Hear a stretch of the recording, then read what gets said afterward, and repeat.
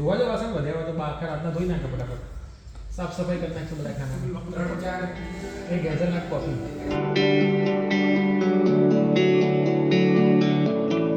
તો મેડમ આજે ક્યાં જવાના છો? આજે આપણે જઈ રહેવાના છીએ. તમને બધાને ખબર છે કે જ્યારે હું વિડીયોની શરૂઆત કરું ત્યારે એક વર્ડ હોય, જય શ્રી કૃષ્ણ. તો બસ આજે આપણે કૃષ્ણ દ્વારે જઈ રહ્યા છીએ, ડાકોર જઈ રહ્યા છીએ.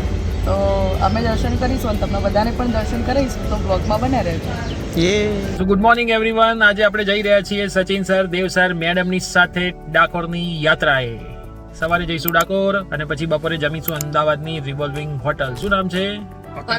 પતંગ તો ઉત્તરાયણના દિવસે હોય સાહેબ. વાત તો સહી એ જ હતી. હા, તો રિવોલ્વિંગ હોટલ જે નવી રિનોવેટ થઈ છે, રિનોવેટ પહેલા તો આપણે ગયેલા છીએ, રિનોવેશન પછી નથી ગયેલા. તો રિનોવેશન પછી પતંગની અંદર કઈ રીતનો નજારો છે.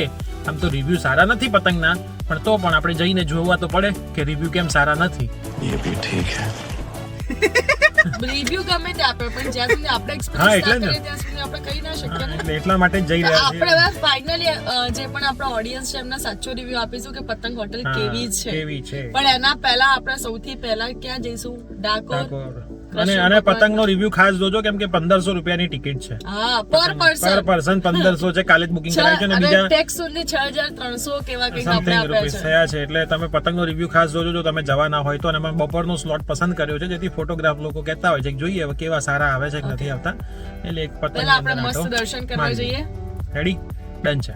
તો મિત્રો અમે અહીંયા ડાકોરની ગલીઓમાં ચાલી રહ્યા છીએ કાનાજીને મળવા. દર્શન કરવા જઈ રહ્યા છીએ.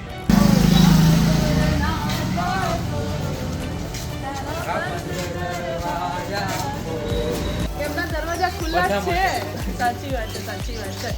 અને અહીંયા અમે ઓબ્વિયસલી અમારા માટે નહીં પણ બધા માટે પ્રે કરીશું કે બધાનું જીવન સુખમય, શાંતિથી, મજાથી વીતે.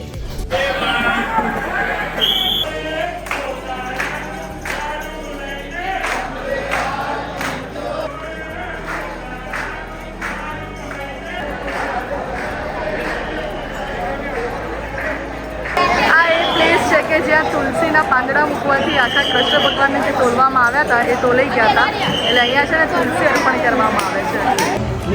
અહીંયા અહીંના ગોટાની ખરીદી ચાલે છે. ગોટાની નહીં પણ ગોટાના લોટની, કારણ કે દેવસરના ઘરેથી કહેવામાં આવ્યું હતું કે ત્યાંના છે ને ગોટાનો લોટ બહુ ફેમસ છે, એટલે તમે લઈને આવજો એટલા માટે. સો ડાકોર દર્શન કરીને આપણે ડાયરેક્ટ આવી ગયા છે સિદ્ધિવિનાયક મંદિર.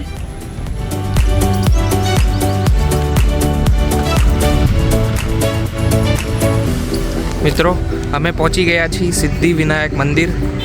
એશિયાનું સૌથી મોટું ગણેશ આકારનું મંદિર છે. એશિયાનું સૌથી મોટું ગણેશ એશિયાનું સૌથી મોટું ગણેશ આકારનું મંદિર સિદ્ધિવિનાયક મંદિર.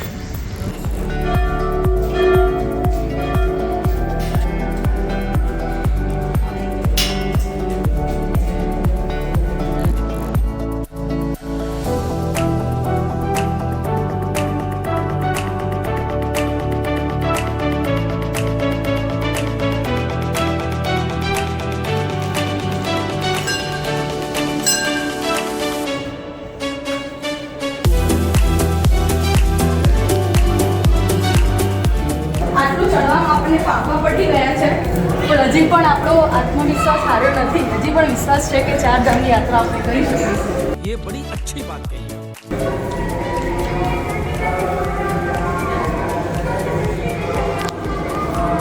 Afghanistan have been found in a place called the Gordej.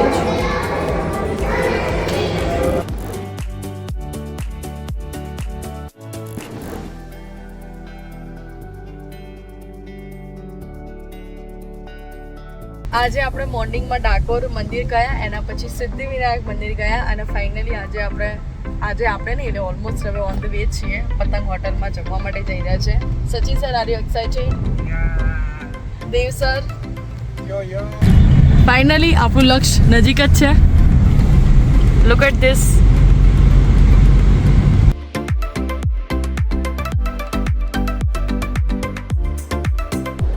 हमारे प्रिय सचिन सर 10 दिन से भूखे हैं पतंग में खाने के लिए। रहा नहीं जाता तड़प ही ऐसी है ना। सर कैसी है फीलिंग? बस भूख लगी है 10 दिन से सचिन सर ने 10 दिन से खाना नहीं खाया है स्पेशली पतंग में खाने के लिए। यहाँ से हम जाएंगे लिफ्ट में ऊपर। किस कौन सी मंजिल पे? 10वीं। 10वीं? मैं भी लोगे 10वीं ऐसी जी टॉप फ्लोर है। बीच में तो पानी है अभी, पूरे अंदर में पानी आ जाता है।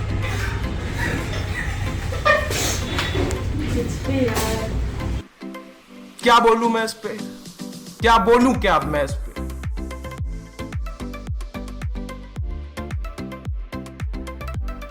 તો મિત્રો આપણે આવી ગયા છીએ પતંગ હોટેલની અંદર, પતંગ રેસ્ટોરન્ટની અંદર, અને we are waiting for food. Food હજુ સુધી આવ્યું નથી તો બધા પાણી પીને કામ ચલાવી રહ્યા છે. समझ रहे हो? समझ रहे हो? समझ रहे हो ना? મોટી મોટી હોટલમાં આપણે 1500 રૂપિયા આપીએ ને, પણ એના બેનિફિટ અને ડિસએડવાન્ટેજીસની વાત કરીએ તો બસ આનું આ ડેકોરેશન છે.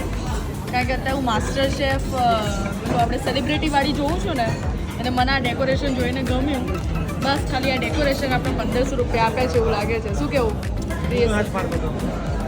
આપણે ટ્રાય કરી શકીએ છીએ. શું મેડમ, આ તો તમે બહાર બેઠા બેઠા આપણે સ્પાઇસી સ્ટ્રીટમાં ખાતા હો છો, તો તમને ત્યાંનો ટેસ્ટ સારો લાગે કે અહીંનો? ત્યાંનો ને, તો હવે શું કરશો? અહીંથી ત્યાં જવું છે? 1500 રૂપિયા આપે છે, બીજી વસ્તુ ચાખીએ. સચિન સરને તો આટલો વેટ તો જિંદગીમાં કોઈ નથી કરાવતું.